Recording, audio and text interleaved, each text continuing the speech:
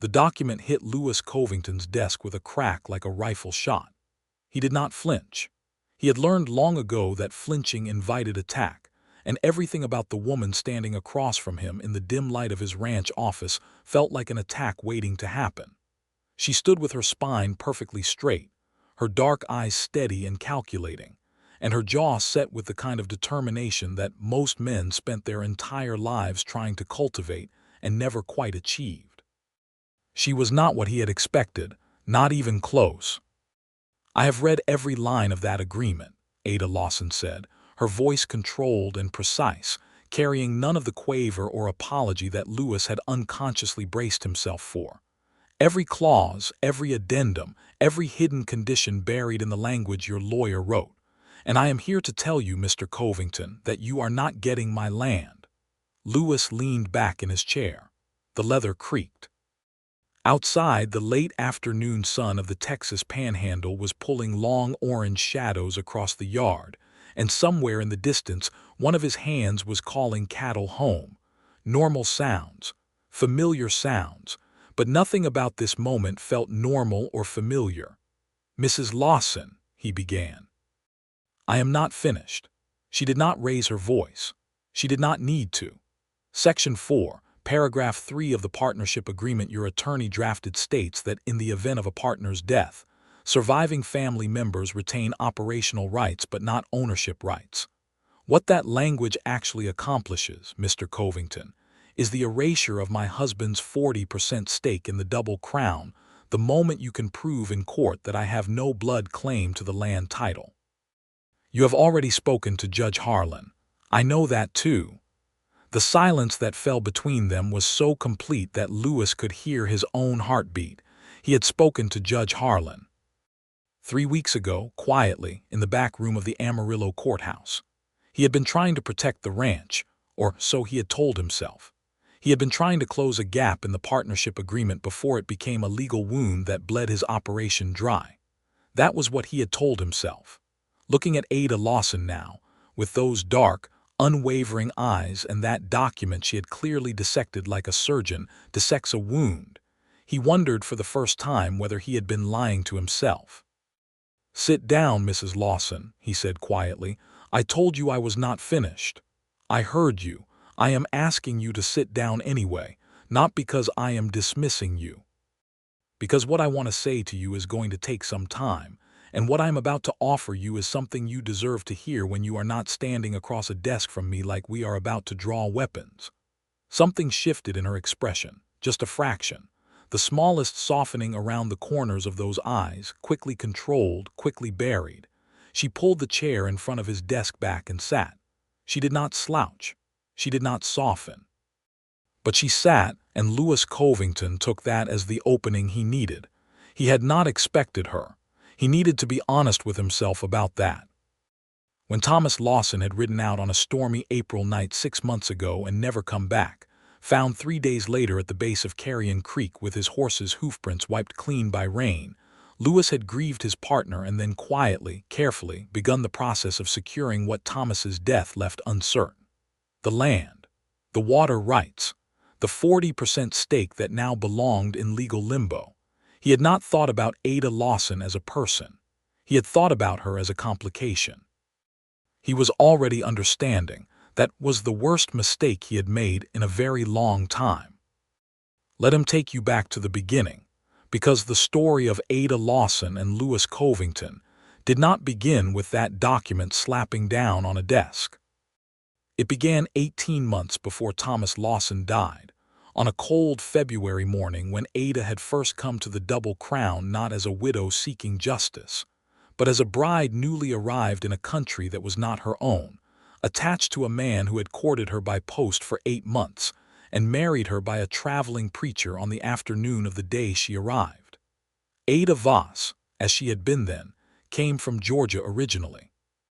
Not from the comfortable, magnolia-drenched Georgia of popular imagination, but from the working kind, the daughter of a surveyor who had traveled with military mapping parties across the southeastern territories, and who had taught his eldest daughter to read land, measure distances, and navigate by stars before she had learned to properly embroider a handkerchief. Her mother had died young. Her father had died younger. She had been 24 and running the accounts for a small dry goods merchant in Atlanta when the advertisement in the newspaper had caught her eye. The advertisement had been respectful, direct, and specific. A rancher in the Texas Panhandle region, 40 years of age, 3,200 acres of working cattle land under a partnership agreement with a neighboring operation, seeking a wife of education and capability who was not afraid of hard country. Interested parties should write to Thomas Lawson, Duran County, Texas. Ada had written. Thomas had written back. 8 months of correspondence had followed, and Ada had found herself genuinely fond of the man who emerged from those letters. He was funny in a dry, understated way. He was honest about the difficulties of ranch life. He did not pretend the land was anything other than brutal and beautiful in equal measure. He did not promise her comfort, only partnership. She had respected that. What the letters had not told her, because Thomas himself had perhaps not fully understood it, was the nature of his partnership with Lewis Covington. The Double Crown Ranch was Thomas Lawson's land legally, but the operation was Lewis Covington's soul. It was Lewis who had expanded the cattle operation from 800 head to 2,000 over 5 years. Lewis who had negotiated the water rights with the Tascosa settlement. Lewis who had hired the hands, built the bunkhouses, and driven 3 cattle runs to Dodge City that had turned a struggling ranch into a profitable one. Thomas Lawson was a good man and a fair one, but Thomas was the capital and the land title. Lewis was the engine. Ada had understood this within 2 weeks of arriving. She was perceptive. She noticed the way the ranch hands looked at Lewis when there was a decision to be made, the way Thomas himself deferred to Lewis on operational questions while Lewis always, carefully, returned final authority to Thomas on matters of land and legal standing. It was a system that had worked. It was a partnership built on genuine respect and complementary strengths, and Ada had recognized it for what it was and appreciated both men for it. She had also, in those early weeks, been acutely aware of Lewis Covington in ways she had not anticipated and had not invited. He was not a handsome man in any soft or conventional sense. He was 34 years old, built like someone had taken the Texas landscape itself and compressed it into human form. Wide shoulders, hands that were scarred and capable, a jaw that looked like it had been roughed out of limestone. His hair was dark and he wore it a little long, and his eyes were the color of winter grass, that particular shade of brownish green that was neither one thing nor the other, but somehow more striking for the ambiguity. He did not speak unnecessarily. He did not charm. He was simply present in a room in a way that made you aware of him even when you were trying very hard not to be. Ada had been trying very hard not to be. She was a married woman. She had made a promise. Thomas was kind to her and she was determined to honor that kindness with complete faithfulness, and so she had put whatever inconvenient awareness she felt about Lewis Covington in a box and set that box down in a very dark corner of her mind and walked away from it. She had instead poured herself into learning the land. This was where Ada Lawson had surprised everyone, including herself. She had expected to manage a household, keep accounts, perhaps develop a kitchen garden. What she had not expected was to fall completely and utterly in love with the land itself. The Texas Panhandle was not pretty in any gentle way. It was enormous and uncompromising and frequently hostile, with its sweeping grass plains and its sudden arroyos, and its thunderstorms that arrived without warning and the dry stretches that made you understand why people prayed for rain. But Ada had grown up following a surveyor father across difficult terrain, and something in her responded to the Panhandle the way a key responds to the lock it was cut for. She began accompanying the ranch hands on survey rides, saying simply that she wanted to understand the boundaries of the land her husband owned. Within a month, she was correcting the ranch's hand-drawn maps. Within 3 months, she had produced a detailed survey of the Double Crown's eastern boundary, that identified two springs that had never been recorded on any existing map, one of which would later prove critical to the water rights dispute that defined the region. Thomas had been proud of her in a bewildered, slightly awed way. He showed the survey to Lewis. Lewis had looked at it for a long time without speaking. Then he had looked up at Ada with those wintergrass eyes and said, "Where did you learn to do this?" "My father," she had said simply. "I have been reading land since I was 7 years old." He had nodded slowly. He had handed the survey back. He had said nothing else. But something had changed in the way he looked at her after that. She had noticed it and immediately dropped it back into that box in the dark corner of her mind. She was very disciplined about that box. She was also, it turned out, useful in ways that extended beyond surveying. She could read weather patterns from cloud formations and wind shifts with an accuracy that startled the experienced ranch hands. She had an instinct for water, the ability to read topography and vegetation in ways that indicated underground sources, a skill her father had called reading the land's thirst. She was a skilled shot with a rifle, practical and efficient rather than showy about it, and she could ride well enough to keep pace with working cowboys across rough country without complaint. She was not performing capability. She simply was capable. There was a difference, and the men who worked the Double Crown recognized it and respected her for it. Thomas noticed too, and seemed both proud and occasionally, gently overwhelmed by the woman he had married. He was a man of steady habits and moderate imagination, and Ada was neither of those things. They were kind to each other. They were honest with each other. But Ada sometimes lay awake at night and understood with a quiet, unresentful clarity that she and Thomas Lawson were not precisely matched. They were not wrong for each other. They simply were not written in the same language. Then came the April storm and Thomas's death, and everything changed. The grief was real. She needed anyone who might question this to understand that. She had cared for Thomas Lawson. She had mourned him genuinely, with the full weight of a woman who understood that death was permanent and that a good man was gone from the world. She had worn black for the appropriate period.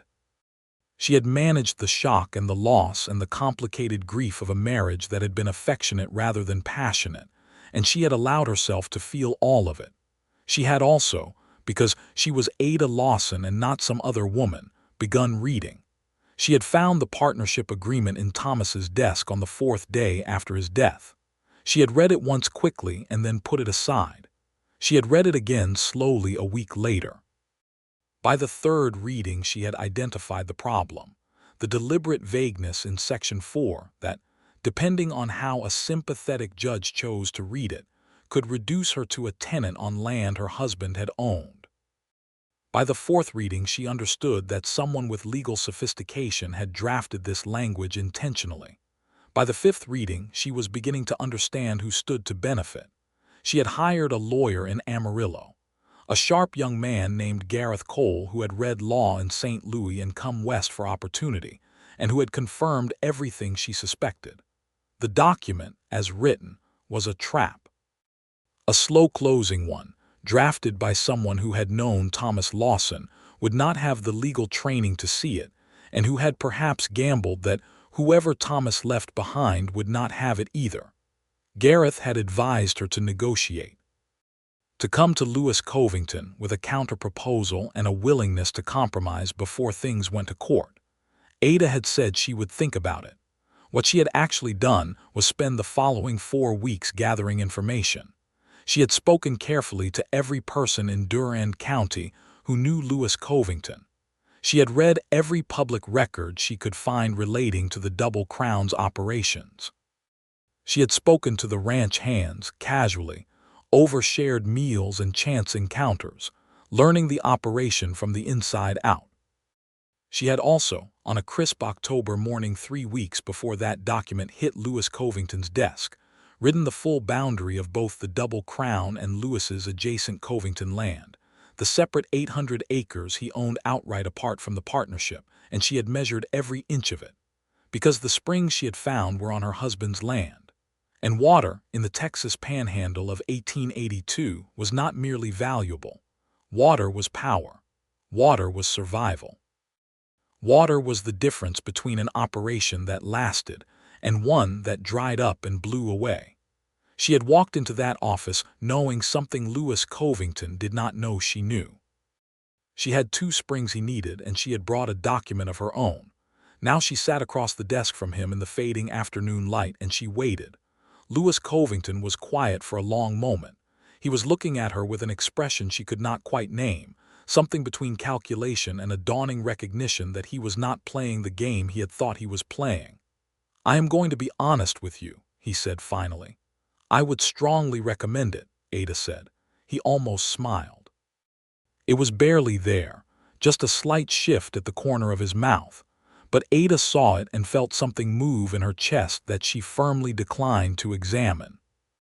"When Thomas died," Lewis said carefully, "I was afraid. The partnership agreement had gaps I had never addressed because Thomas and I trusted each other, and neither of us had considered that one of us would die young. When he was gone, I went to a lawyer and I asked him to close those gaps. He closed them in ways I did not fully examine. I told myself it was about protecting the operation. I told myself it was about continuity. And now?" Ada asked. "Now I am sitting across from a woman who has clearly read that document more carefully than I ever did, and I am understanding that what my lawyer closed was not a gap. It was a door, with a lock, that excluded you." The quiet stretched between them again. "My husband trusted you," Ada said, and her voice was very controlled now, very precise, but Lewis heard something underneath the precision that was not anger. It was something older and more complicated than anger. "He trusted you absolutely. He told me in the first month after I arrived here that Lewis Covington was the most honest man he had ever done business with. He told me he would trust you with anything he had." "Thomas was the best partner I ever had," Lewis said, and there was no performance in his voice, just a roughness that was real. "Then be the man he believed you were," Ada said quietly, "not the man your lawyer tried to make you." Lewis Covington sat very still for a moment. Then he opened the top drawer of his desk and took out his own document, the one his lawyer had prepared, the one that had been waiting for a judge's signature. He looked at it for a moment. Then he set it down on the desk between them. "I want to tear this up," he said, "and I want to offer you something different.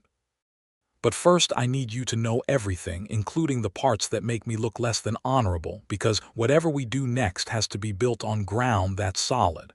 No hidden motives, no traps, no conditions buried in language designed to confuse.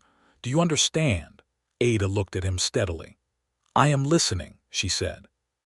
What Lewis told her took nearly an hour. He told her about the pressure he had been receiving from Elijah Drummond, the cattle baron who owned the large neighboring operation to the west, and who had been trying for 3 years to absorb both the Double Crown and Lewis's own land into his expanding empire. He told her that the conversation with Judge Harlan had not been what she thought it was. He had not been moving against her. He had been trying to create a legal structure that would protect the Double Crown from Drummond, who had his own lawyers watching the partnership's vulnerabilities like hawks watching a lame rabbit. He told her that Thomas had known about Drummond's pressure, and that the 2 of them had been planning a restructuring of the partnership that would have addressed the problematic language in Section 4. Thomas's death had stopped that plan before it was formalized. He told her that his lawyer, a man named Horace Pitt, had taken the restructuring brief and executed it in a way that served Lewis's interests far more narrowly than Lewis had intended.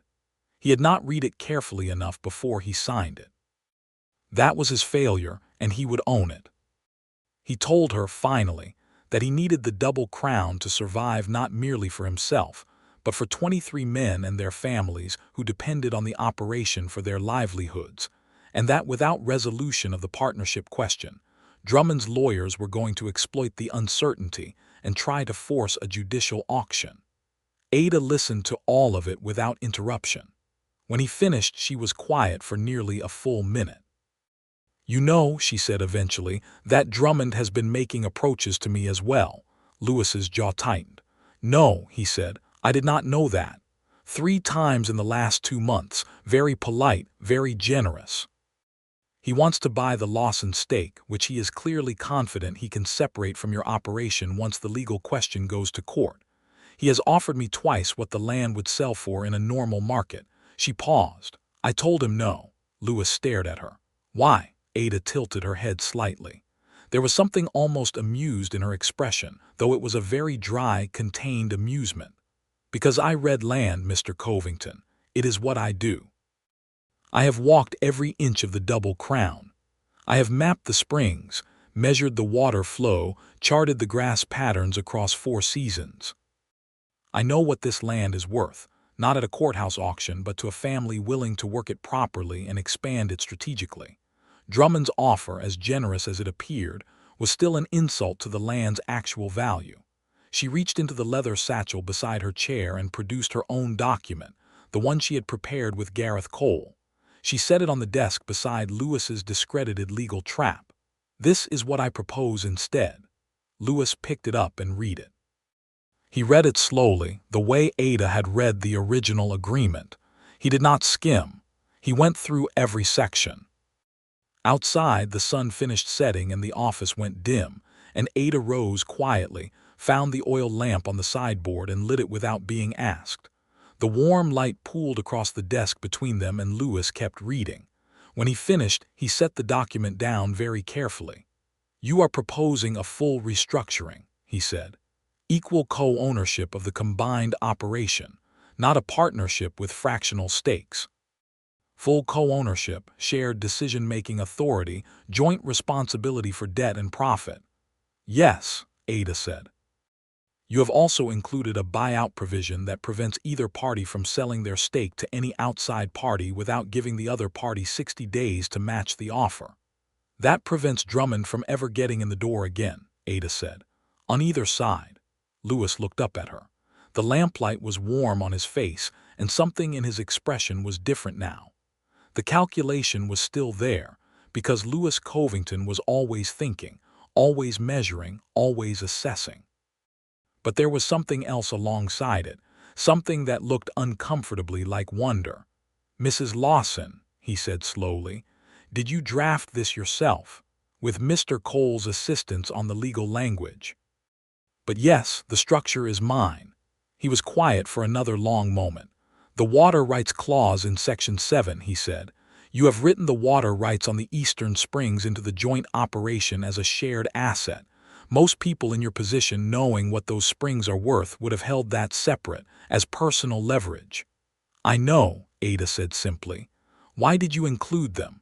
Ada looked at him directly. There was nothing evasive about her gaze, nothing soft or flirtatious, just a clear, honest steadiness that Lewis found, in that moment, almost unbearably direct. Because a partnership built on hidden leverage is not a partnership, she said. It is a hostage situation. I have no interest in holding you hostage, Mr. Covington. I want a partnership that actually works, for both of us. And for the 23 men and their families you mentioned, who have nothing to do with this legal dispute and everything to lose from it. Lewis Covington put both hands flat on the desk. He looked at the document she had prepared. He looked at her face in the lamplight. He looked at the window where the first stars of the Texas panhandle night were beginning to show above the dark edge of the plain. Then he said something that Ada had not expected. This is a better agreement than anything my lawyer could have written me, he said. Or yours, for that matter. The bones of this are yours, Mrs. Lawson. I can see it in the way it is structured. Cole is a good lawyer, but he thinks like a lawyer. This thinks like someone who understands the land. Ada said nothing. She waited. I will sign it, Lewis said. Tonight with you as witness and Cole as legal confirmation tomorrow, but I want to add one clause. Ada raised an eyebrow. One clause. I want a clause that commits both parties to a joint survey of the full combined operation within the next 60 days. I want everything mapped. Every spring, every boundary, every water source, every section of grass, everything documented in a way that can stand up in any court in Texas. He paused. I want you to conduct that survey. Ada looked at him for a long moment. You have ranch hands who can do that work. None of them can do it the way you can, Lewis said, and his voice was very quiet when he said it, very direct, completely free of flattery or performance. It was simply a statement of fact, offered by a man who did not waste words on things he did not mean. The something in Ada's chest that she had been firmly declining to examine all evening shifted again, more decisively this time, and she felt suddenly warm in a way that had nothing to do with the oil lamp. "One clause," she said carefully. "Agreed." The restructured agreement was signed that evening with Lewis's foreman, a weathered man named Cal Briggs, serving as witness alongside Ada. The formal legal confirmation with Gareth Cole happened the following morning in Amarillo, and by noon the partnership between Ada Lawson and Lewis Covington was a documented legal reality that Elijah Drummond's lawyers would have a very difficult time challenging. Drummond did try. Ada had expected that. His response came 11 days after the new agreement was filed with the county clerk. His lawyer arrived at the Double Crown with a letter claiming prior option rights on the Lawson stake based on a verbal agreement allegedly made with Thomas Lawson before his death. The claim was thin, and everyone who read it knew it, but it was enough to create legal uncertainty, and that was exactly what Drummond wanted. Ada read the letter at the kitchen table the morning it arrived, while Lewis watched her from across the room. "Verbal agreement," she said quietly, "allegedly made 6 weeks before Thomas died. When there were 2 witnesses to every business conversation Thomas had, because I was managing his correspondence by then and Cal Briggs accompanied him to every off-property meeting." She looked up. "Cal has records of where Thomas was every day for the last 3 months of his life, does he not?" Lewis was very still. "He does." "Then Drummond is lying," Ada said simply, "and we can prove it." "Are you certain you want to do that publicly?" Lewis asked carefully. "Going against Drummond directly has consequences. He has reach in this county. He has money and he has friends in places that matter." Ada folded the letter precisely along its original crease. "Mr. Covington," she said, "I survived the death of my husband, the discovery that the legal document protecting my stake had been drafted like a trap, and 3 separate conversations with Elijah Drummond in which he attempted to charm me out of land I had measured with my own hands. I am not afraid of consequences." She stood up. "Send a message to Gareth Cole. I want Cal Briggs's records notarized by the end of the week." Lewis watched her walk to the window. The morning light came through the glass and settled on her dark hair and the clean line of her jaw. He was aware, standing there, of something that he had been aware of for a long time now, but had refused to name. He had been refusing to name it since that first moment she had handed him her survey of the eastern boundary, and he had looked at her, and understood that he was in the presence of someone who saw the world the same way he did, who read the land the same way, who had the same instinct for what was real and what was pretense.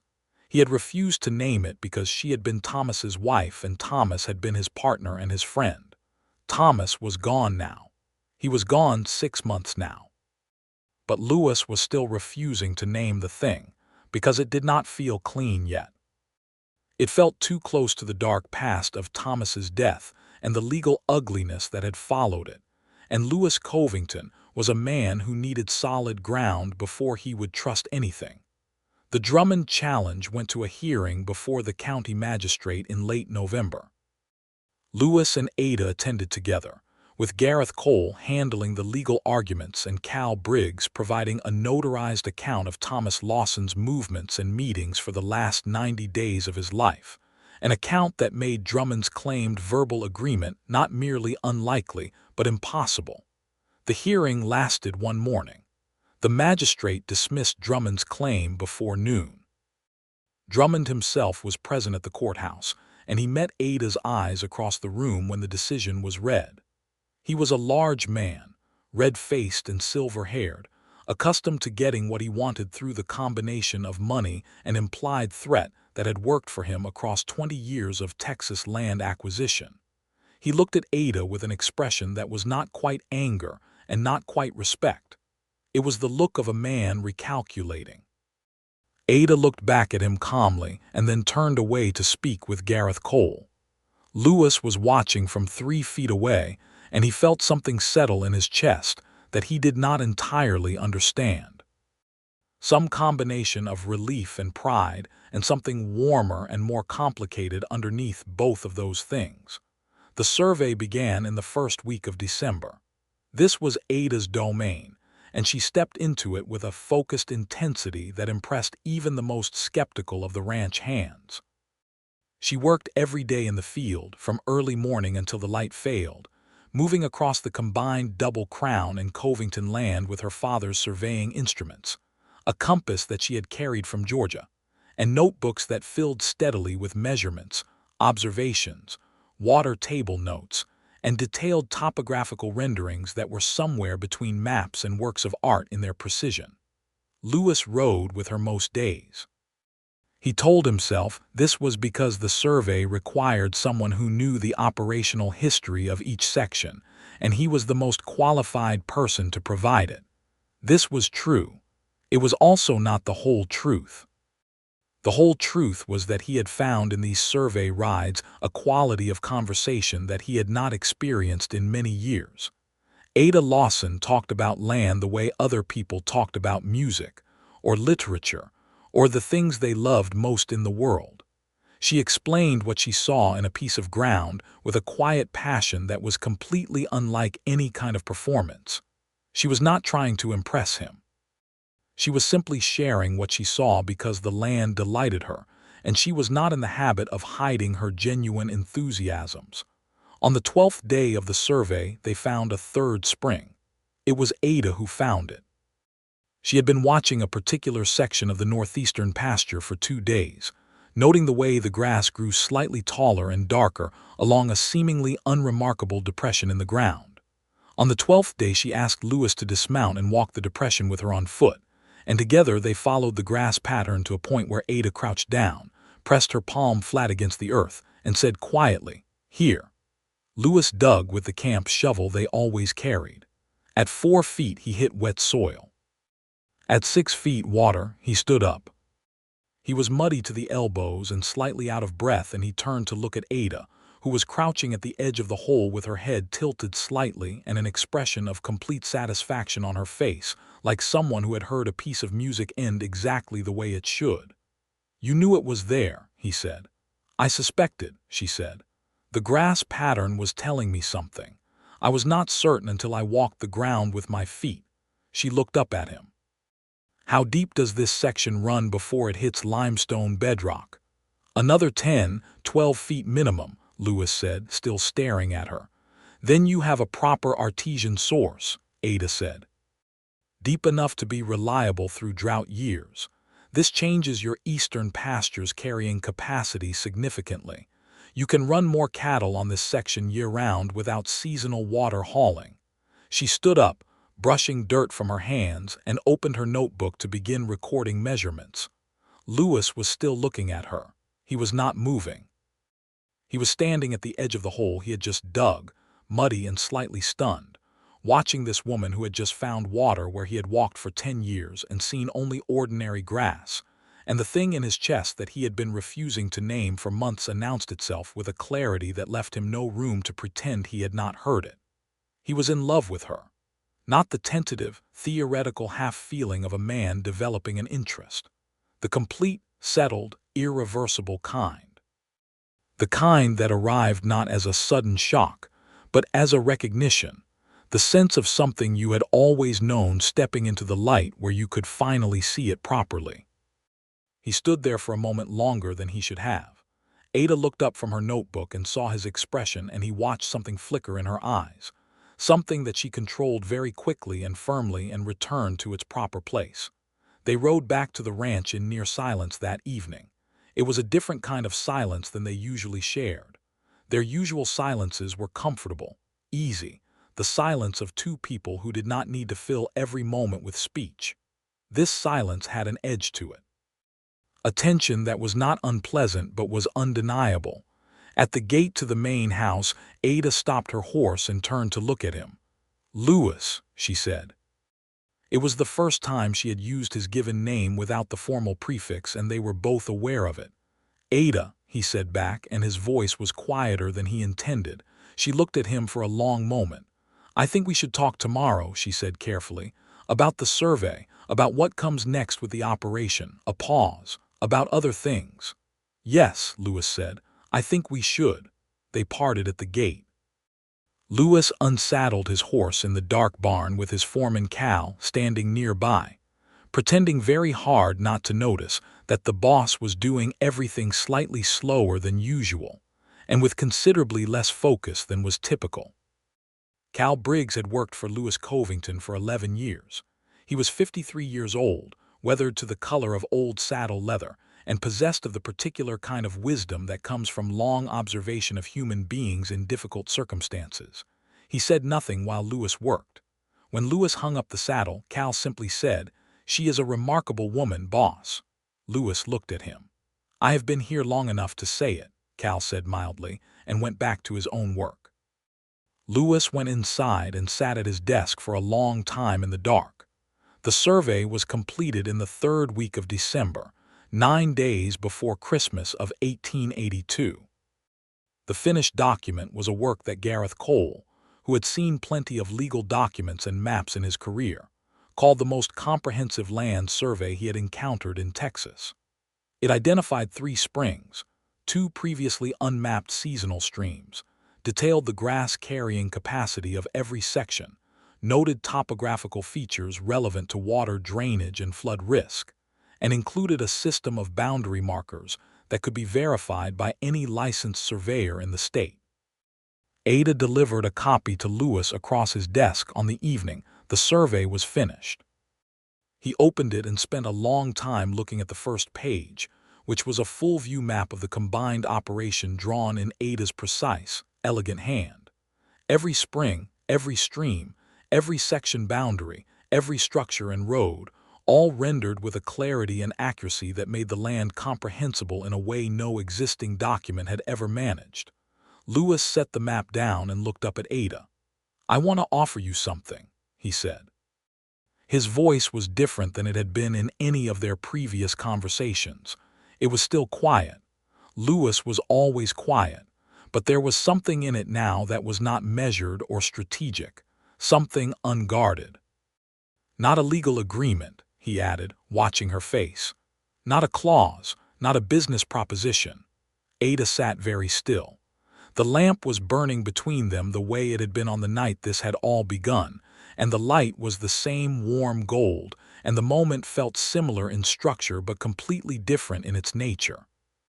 Lewis could feel that she knew where he was going and was choosing not to stop him, and that choice was the most significant thing she had communicated to him in 6 months of daily conversation. "I have been thinking carefully about how to say this," Lewis said, "because I do not want to say it in a way that sounds like taking advantage of grief or circumstance or the fact that you are in a position of legal complexity on land I share. I want to say it simply and honestly and let you decide what to do with it." Ada said nothing. She was watching him with those dark, steady eyes. "I have never in my life met anyone who sees the world the way you do," Lewis said. "Who reads the land the way you do, who thinks the way you do. I have never met anyone I wanted to talk to every day, who I looked forward to riding out with in the morning and sitting across from in the evening. I have never met anyone whose presence made me feel like the best version of myself was actually within reach." He stopped, started again. "I know the timing is difficult. I know there are reasons this is complicated. I am asking you not to decide anything tonight. I am asking you only to know that whatever you want to build here, whether it is only a business partnership or something more, I will honor your decision absolutely. I will not make this awkward or press you or make you uncomfortable on your own land. But I could not keep pretending I did not feel this, and I thought you deserved honesty." The silence after he finished was the longest silence that had ever existed between them. Ada looked down at the map on the desk. She looked at the lines she had drawn representing every spring, every boundary, every measured inch of land that connected them to each other in ways that went beyond legal documents and partnership agreements. She had put everything she was into that survey. Every skill her father had taught her, every instinct she had developed across 30 years of seeing the world through land and measurement, and the deep, truthful language of geography. She had known when she found the third spring. She had known when she looked up from her notebook and seen his expression, that quiet, completely unperformed shock and admiration on a face that rarely let anything show. She had known that she was in love with Lewis Covington and had immediately, firmly, put that knowledge in the box in the dark corner of her mind where she had been storing things about him for the past 18 months. But the box was full. There was no more room. "I need to ask you something honest in return," she said. "Anything," Lewis said. "Thomas." She said her husband's name gently, without drama but with complete directness. "Are you telling me this because you have processed his loss and you are at peace with it? Or are you telling me this because you are still working through it, and this feels like something simpler than grief? I need to know the difference."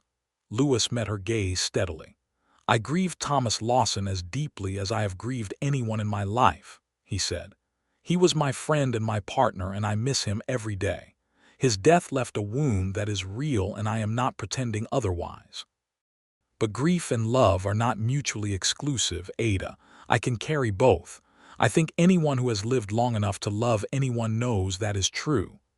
Ada was quiet for a moment. Then she said, very softly, "Yes. That is true. I am also asking you," Lewis said, "because I think you already know how you feel, and I think you have been managing that knowledge very carefully for some time because that is what you do.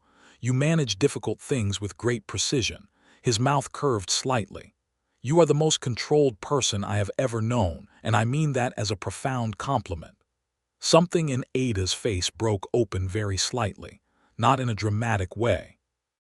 In the quiet way of a door that has been closed for a long time and opens without fanfare, just swings on its hinges to let the air move through. "I found the first spring on the eastern boundary in September of last year," she said. "Thomas's first month of illness.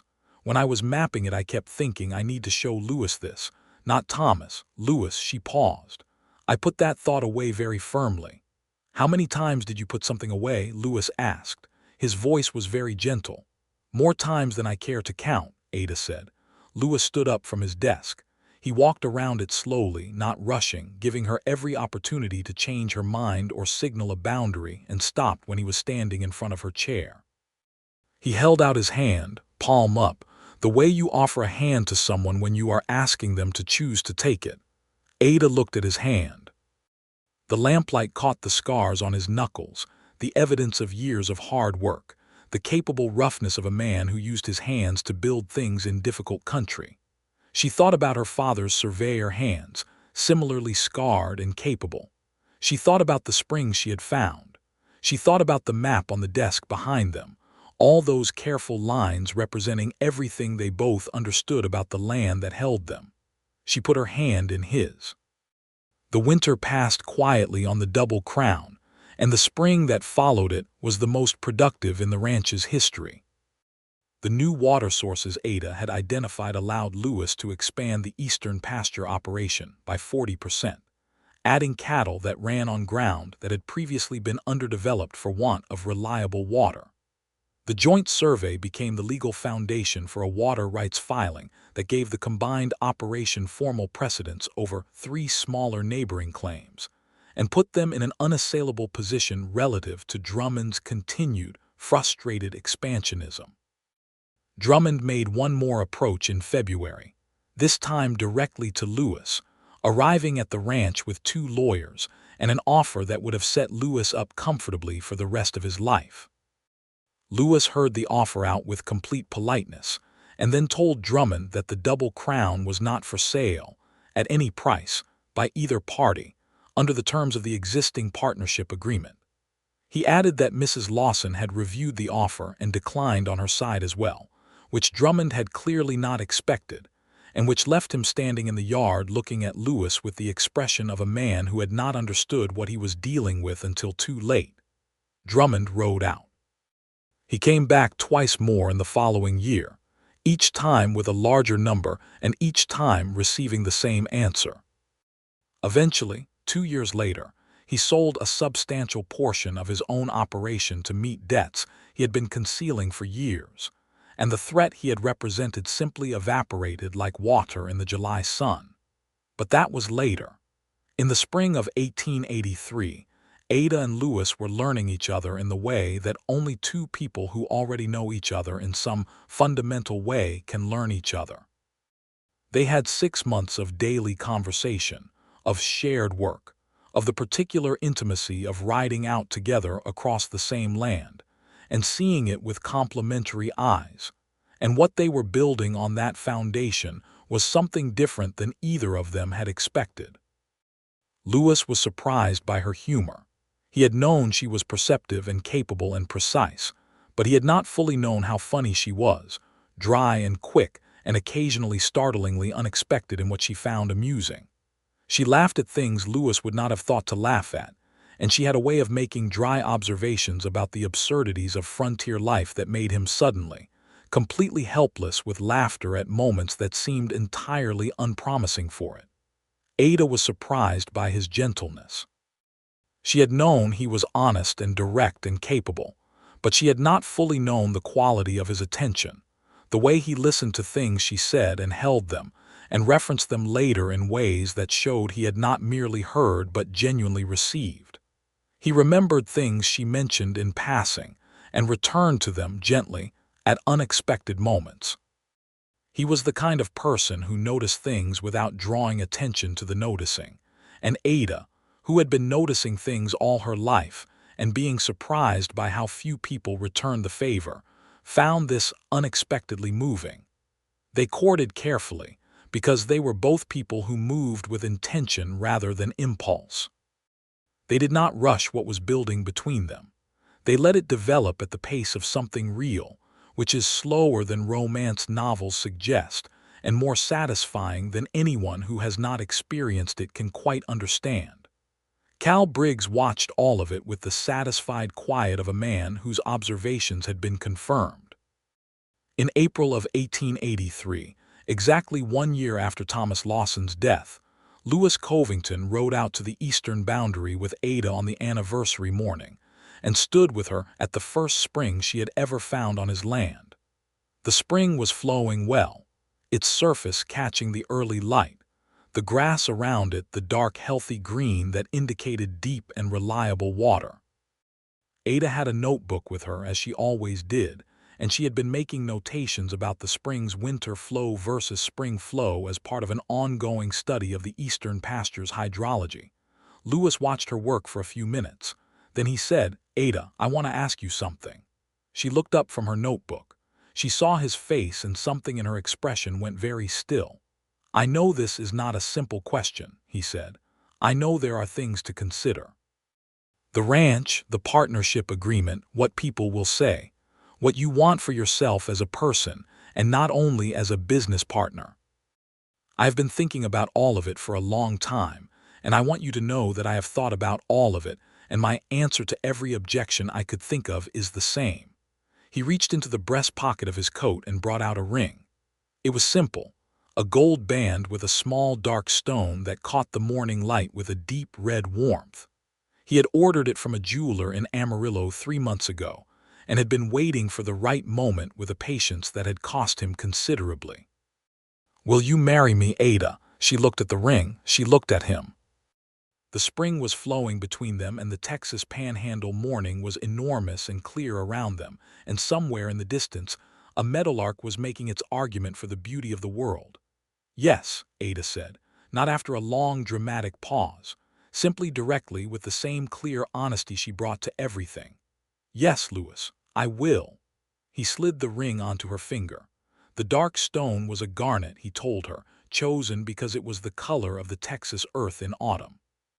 She looked at it on her hand for a moment, then looked up at him, and when he kissed her, it was the kind of kiss that does not need to be dramatic to be complete. It simply was what it was. The beginning of something that already existed, stepping across the threshold of formality into the light. They were married in June of 1883. The ceremony was small, held at the Double Crown itself rather than in the church in town, because Ada had said plainly that she did not want to perform a public wedding, and Lewis had said that was exactly what he wanted too. The preacher who had married Ada and Thomas came back, which Ada had requested because she felt it created a certain honest continuity rather than pretending the past had not existed. Thomas had been real, and his marriage to Ada had been real, and his death had been real, and Ada Lawson was not in the habit of pretending things were simpler than they were. Cal Briggs was best man. Gareth Cole attended with his wife. 3 of the ranch hands and their families were present. The ceremony was brief, and the words were simple, and the celebration afterward was good food and music, and a bonfire that lasted until well after midnight.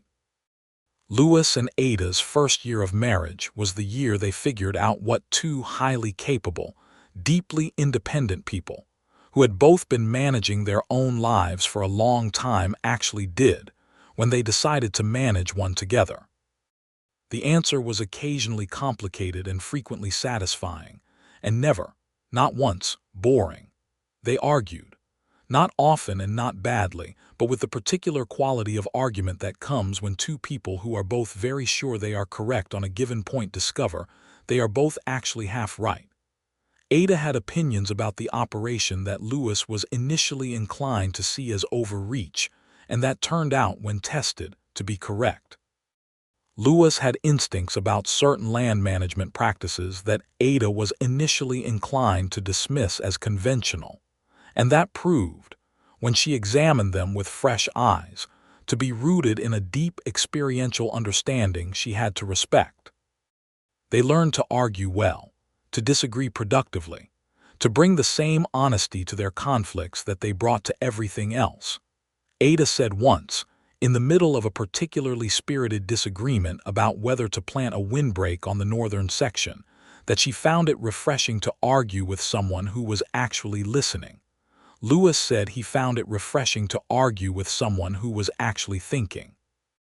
They had laughed at that in the middle of the argument, and then returned to the argument and eventually reached a solution that was better than either of their original positions. They planted the windbreak. The eastern pasture expansion that Ada's water surveys had made possible was producing results by the second year that drew attention from ranching operations across the county.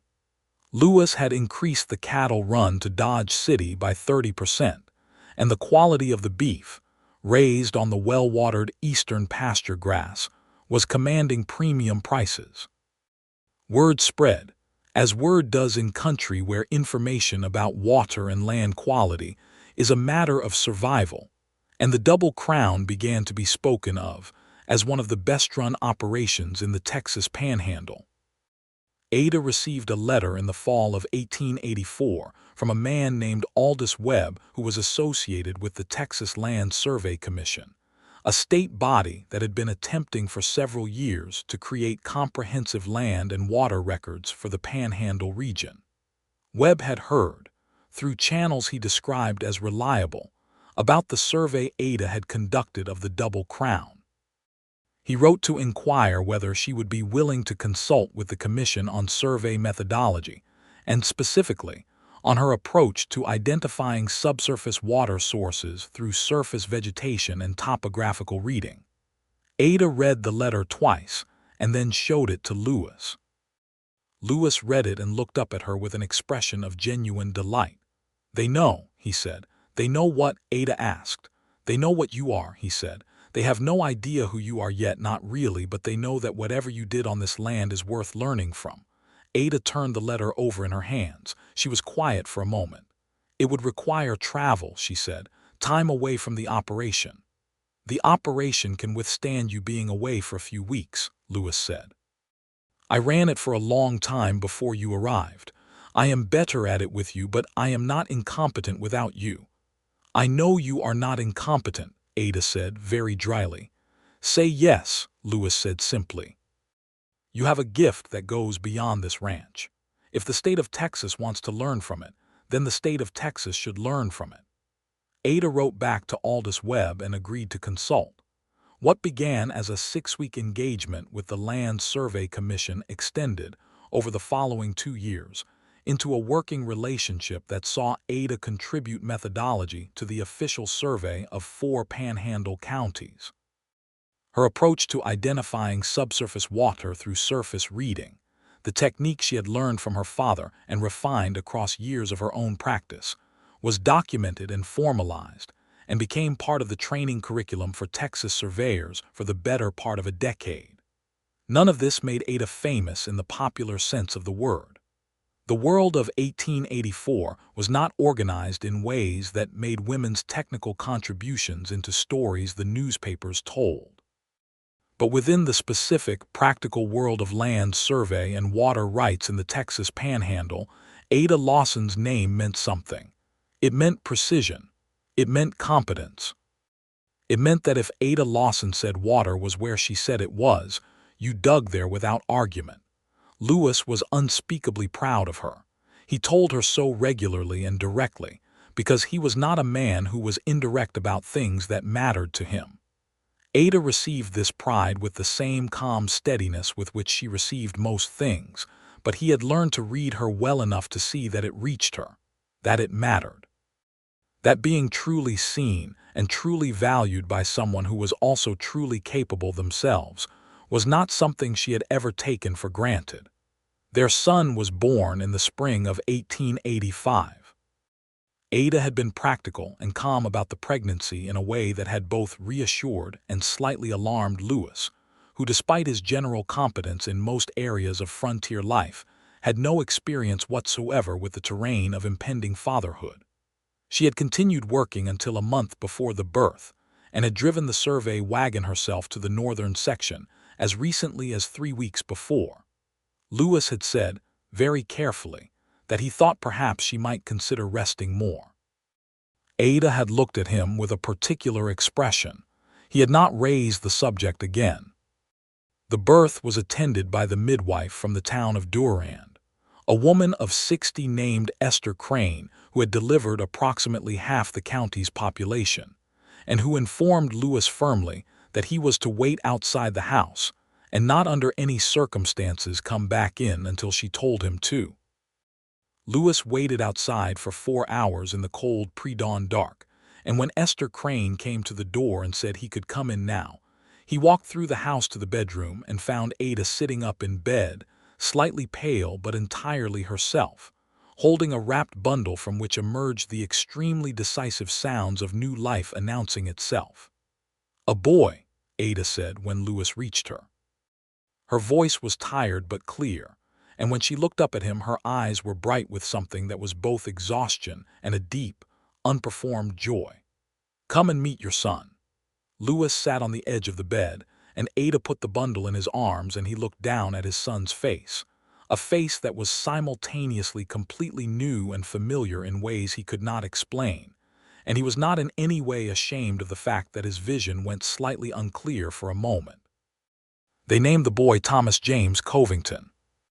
The Thomas for the man who had been Lewis's partner and friend, and who had been Ada's first husband, and who had brought them both to the same piece of ground where they had found each other.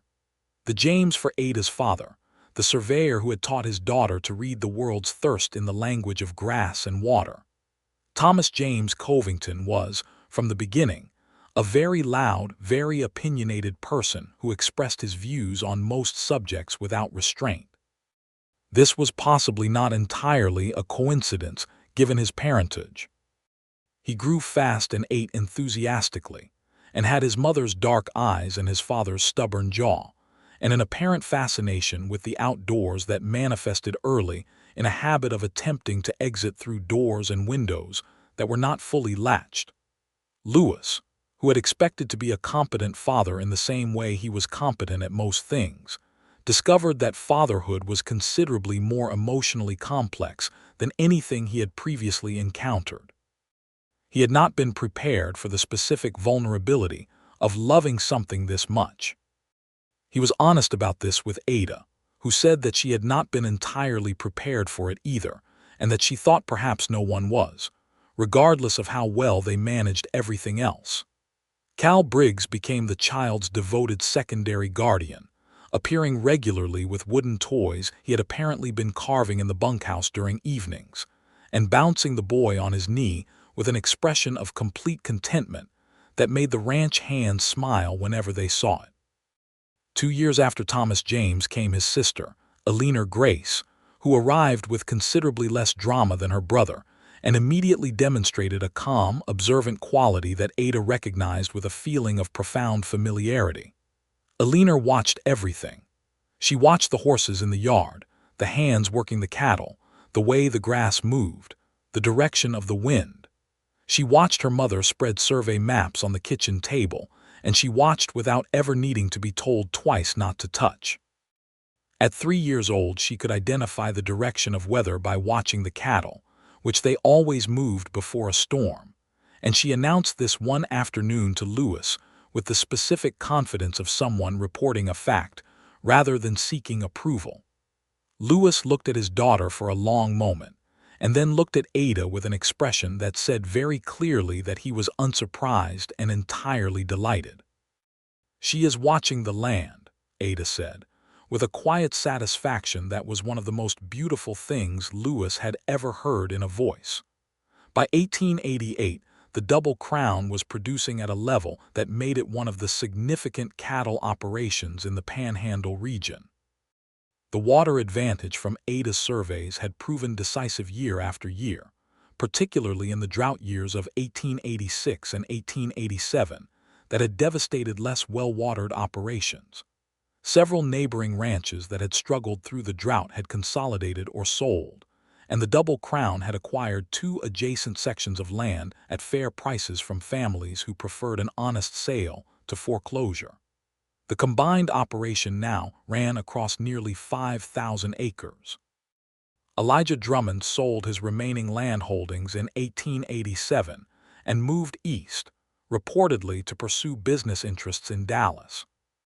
The threat he had represented to the Double Crown had long since dissolved, and Ada and Lewis had moved past the anxiety of those early contested months into the easy security of a partnership, so well established that it no longer required active maintenance. It simply was what it was, solid and mutually reinforcing, the way good things always are when they are built correctly from the beginning. Gareth Cole had become a genuine friend to both of them. He had expanded his legal practice and married a woman named Pearl, who was as sharp as he was, and who got along immediately and extremely well with Ada, which Lewis regarded as no surprise whatsoever. Pearl had opinions about the law and frontier land rights that she expressed with a directness that matched Ada's own, and the 4 of them spent several evenings a year in extended, vigorous conversation that Lewis, who had grown up in country, where deep conversation between mixed company was not common, had come to treasure as one of the unexpected gifts of this particular life. In the autumn of 1889, Ada came to Lewis with a new idea. She had been corresponding with Aldous Webb at the Land Survey Commission, and through those conversations had developed a proposal for a formal water survey of a broader region, a project that would document subsurface water resources across 6 counties, and create the first comprehensive hydrology record the Texas Panhandle had ever had. The project was too large for any individual to conduct alone. It would require a team. It would require funding. It would require the kind of institutional backing that made things official and permanent. She laid out the proposal on the kitchen table one evening, spread across 3 pages of her careful handwriting, with a detailed methodology section and a preliminary budget and a timeline that was ambitious but achievable. Lewis read it all the way through. He looked up at her. "You have already written to Webb," he said. It was not a question. "I sent the preliminary proposal last week," Ada said. "I wanted to show you the full version before his response arrived." "And you want to lead this project yourself," Lewis said. "I want to co-lead it with you if you are willing." She met his gaze across the table. "The operational knowledge of this land that you carry is not something the Commission can replicate, And I think this project needs someone who understands cattle as well as water, because the water data is only useful if it is matched against how the land is actually being used. That is both of us." Lewis looked at the proposal again. He was quiet for a moment in the way he was quiet when he was thinking seriously rather than just pausing. Then he said, "Yes." Ada smiled.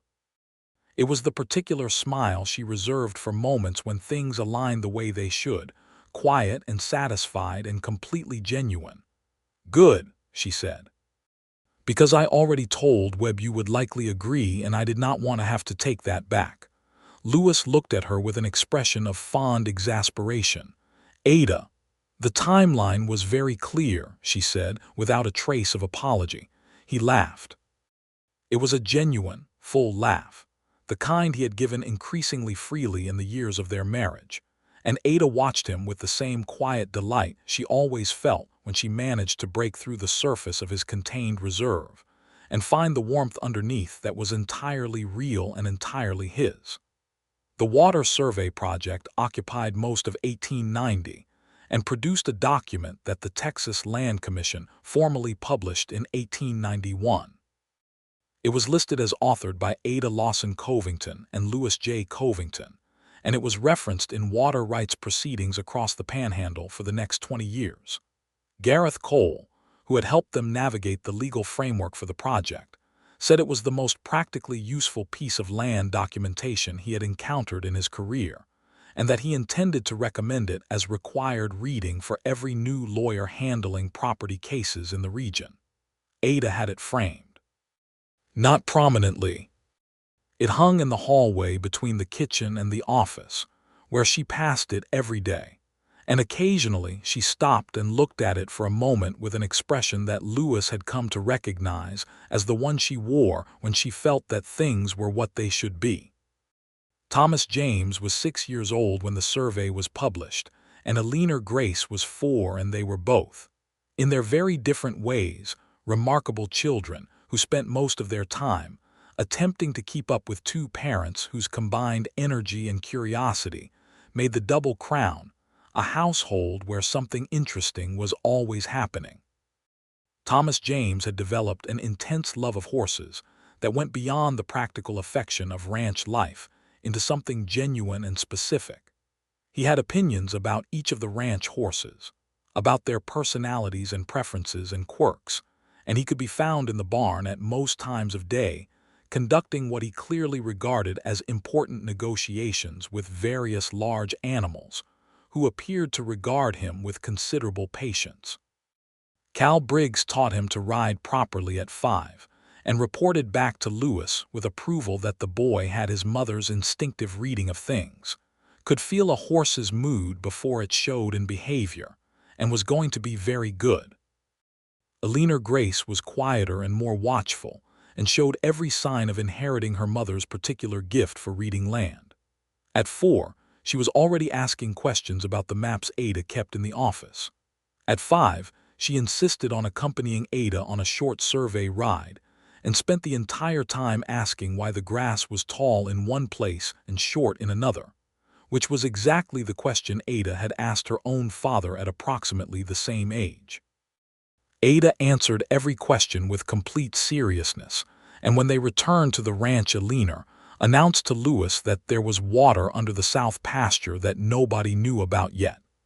Ada and Lewis had exchanged a look over Eleanor's head. The following spring they dug in the south pasture where Eleanor had indicated. They found water at 8 feet.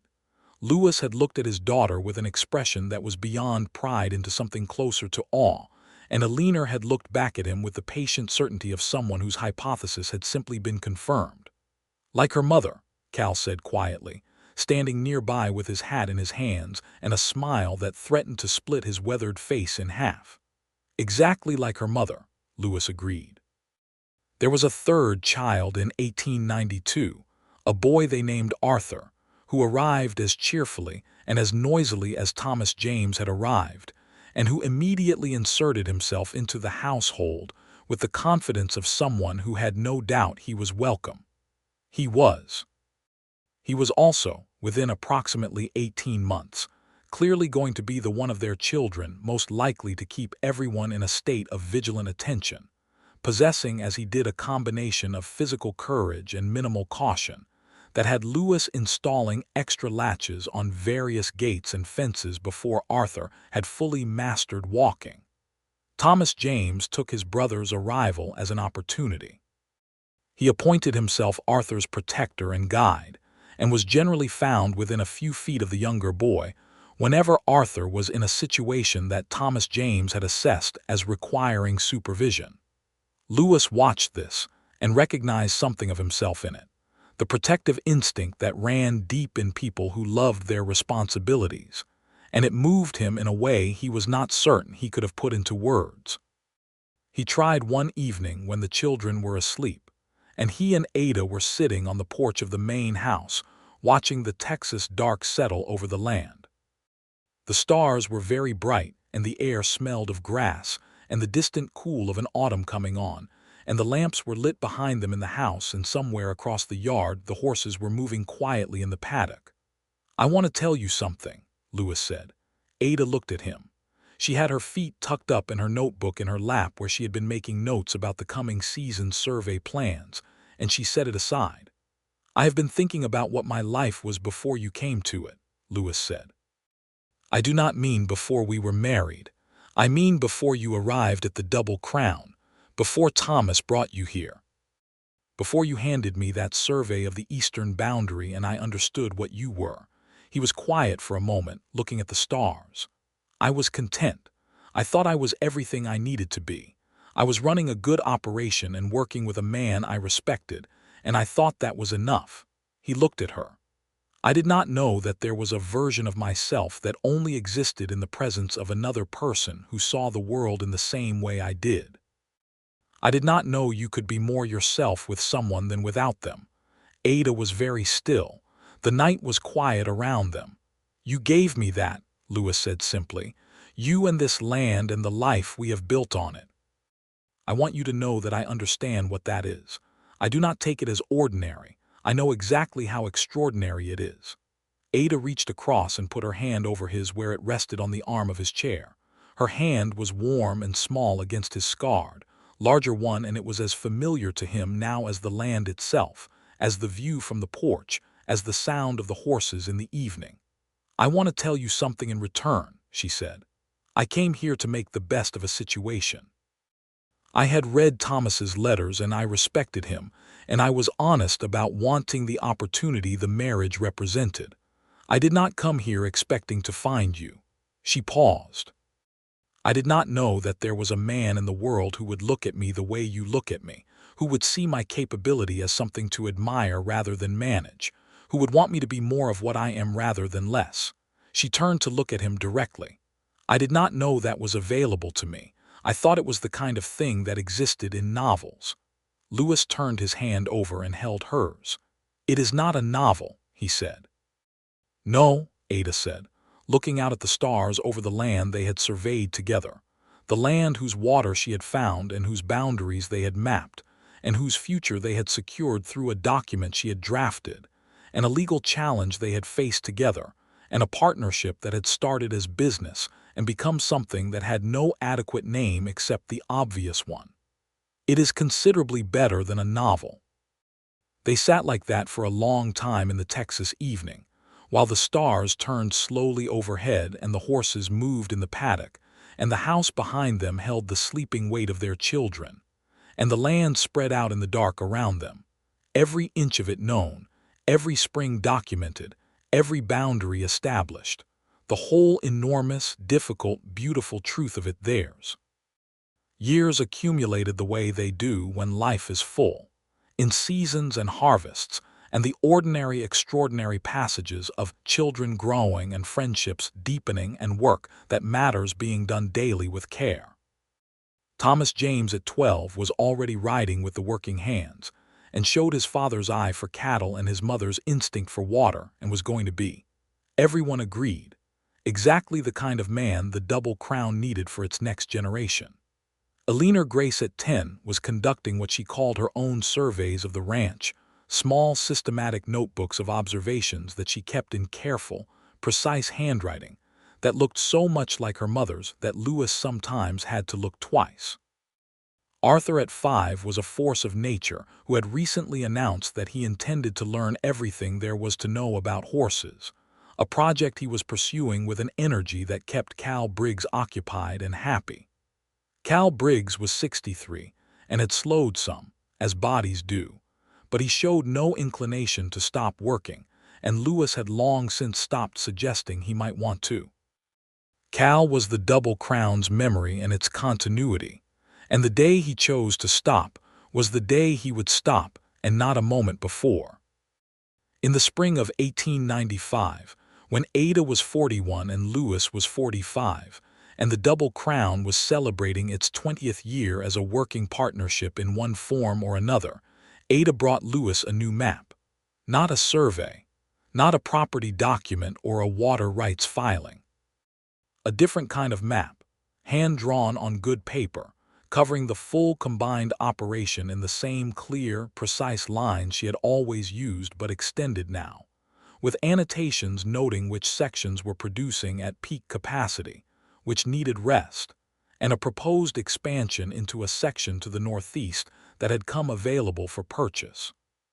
She spread it on his desk, exactly as she had spread documents on that desk on the evening they had first really seen each other, in the lamplight of a difficult moment that had somehow, through honesty and directness and two people refusing to be less than what they were, become the foundation of everything that followed.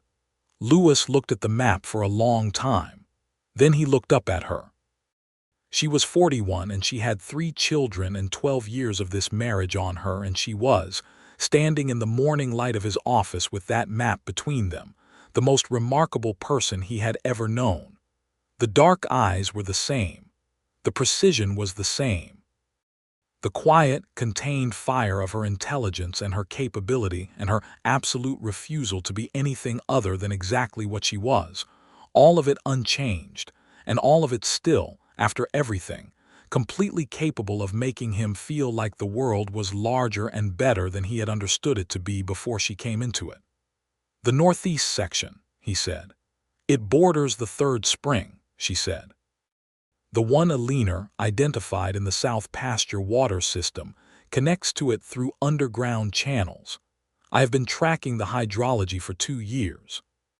If we acquire that section, we close the last significant water gap in the operation, and we are completely self-sufficient through any drought year on record." "That is a big commitment," Lewis said. "Financially, that is not a small purchase." "No," Ada agreed. "It is not." She looked at him steadily. "But it is the right commitment for the land, for the operation, for Thomas James and Eleanor and Arthur." A pause. "For whatever comes next." Lewis looked at her for a moment. He recognized that last phrase. She used it when she meant something more than the immediate subject.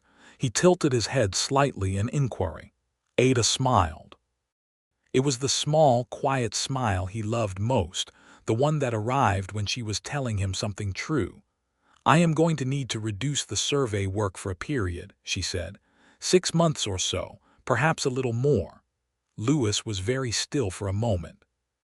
Then he stood up from the desk and came around it to her side, exactly as he had come around that desk 12 years ago to stand before her and hold out his hand and ask her to choose something. And she had chosen, and the choosing had made everything. He put his hands on her face very gently, and she put her hands over his, and they looked at each other in the morning light of a ranch they had built together from contested ground and hidden springs, and an agreement she had drafted, and a better one he had offered her before she finished speaking. "We will buy the northeast section," Lewis said. "Good," Ada said, and the smile grew a little. "I told the owner's representative we were interested. The paperwork arrives next week." He laughed. He pulled her close, and she came without reservation, the way she did everything, fully and with complete intention, and he held her in the office where everything had started with a document slapping down on a desk like a rifle shot. Outside the window the land was green with spring. The springs were running clear and deep under the good grass. The horses were in the paddock, and the cattle were moving on the eastern pasture, and somewhere across the yard, Thomas James and Eleanor were already in an apparently vigorous disagreement about something that had the sound of a debate about survey methodology, which both Lewis and Ada privately found deeply gratifying. Cal Briggs was visible through the window, walking toward the barn with Arthur on his shoulders, and the old foreman was talking steadily in the way he did when he was explaining something he wanted the boy to understand and carry. The land stretched out to the horizon in every direction, mapped and known and documented, every spring recorded, every boundary established, every secret it held already found or waiting to be found by eyes that knew how to read the world's thirst. Lewis Covington had offered Ada Lawson a partnership, and she had offered him a better one, and together they had built something on this difficult, beautiful, uncompromising ground that was worth everything it had cost to build it. The dark past was behind them. The forced choices had become free ones. The trap that had brought them together had been sprung not by law or leverage but by honesty, and what had grown from that honesty was not merely a legal agreement or a business arrangement or even a love story, though it was all of those things. It was a life. Full and particular and grounded in the specific red soil of the Texas Panhandle, documented in the careful lines of maps and surveys and notebooks, held in the hands of people who had chosen to see each other clearly and had not flinched from what they saw. The fourth child, a girl they named Jane Susan Covington, arrived in November of 1895. She was small and fierce and immediately appeared to have opinions about everything, which surprised no one at all. She had her father's wintergrass eyes and her mother's precise, focused attention, and she fit into the household with the ease of something that had always been coming, like water finding the spring it was always going to reach. Eleanor, at 11, took one look at her new sister and then looked up at Ada with the particular expression that meant she was filing something away for serious thought. She said, "She is going to be like both of you at the same time, is not she?" "Probably," Ada agreed. "That is going to be very interesting," Eleanor said, and went back to her survey notebook with the calm assessment of someone who has noted a significant data point and moved on. Lewis found Ada in the office 3 weeks after Jane's arrival, at the desk, with a new notebook open before her, and the eastern boundary map spread out alongside it. She was nursing the baby in one arm and making survey notes with the other hand, and there was a cup of coffee cooling beside her that she had clearly forgotten about. He stood in the doorway and looked at this scene for a long moment. Ada, sensing him there, looked up. "I know," she said, entirely without guilt. "I'm supposed to be resting." "I said nothing," Lewis said. "You were about to." "I was actually," Lewis said, "going to bring you a hot cup of coffee to replace the cold one. And then I was going to sit across from you and ask what you are working on, because I know that expression and it means you have found something." Ada's expression shifted to the quiet satisfaction he loved. "There is a seasonal creek on the northeast section that I think connects to the same underground system as the third spring," she said. "If I am right, the water table across that entire northeastern quadrant is significantly deeper and more reliable than the current surveys suggest. It would change the carrying capacity estimates considerably." "How considerably?" Lewis asked, coming into the office and picking up the cold coffee cup. "Enough to justify expanding the herd by another 300 head, Ada said. "Possibly more." Lewis set down the cold cup and leaned against the desk beside her, looking at the map. Jane made a small, decisive sound and Ada adjusted her hold without looking away from the map. Lewis put his arm around Ada's shoulders, warm and easy, and she leaned into it fractionally in the way she did when she was content and comfortable, and not bothering to maintain the perfect posture that she held when she was in the presence of the world. He looked at the map with her, followed the lines she had drawn. Read the land through her eyes the way he had been learning to read it for 12 years now, seeing it differently than he had seen it before she came, richer and more complex and full of secrets that were waiting to be found by someone who knew how to look. "Show me," he said simply. Ada set her pen down and turned the map slightly so he could see better and began to explain, quietly and precisely, and with the contained delight of someone sharing something they love. And Lewis listened, as he had always listened to her, with his whole attention and nothing held back. Outside, the double crown spread under the Texas sky, every spring running, every boundary held, every inch of it earned and mapped and known and kept. The work was not finished. Good work never is. But what they had built was real, and it was solid, and it was theirs, and the life they lived in it. Two people who had arrived at the same difficult ground through separate roads and found each other in the honest, unperformed space between a legal dispute and a better agreement than either of them had come prepared to make, was everything that the land itself was. Enormous, uncompromising, frequently surprising, and worth every single difficult mile of the road that had led them here.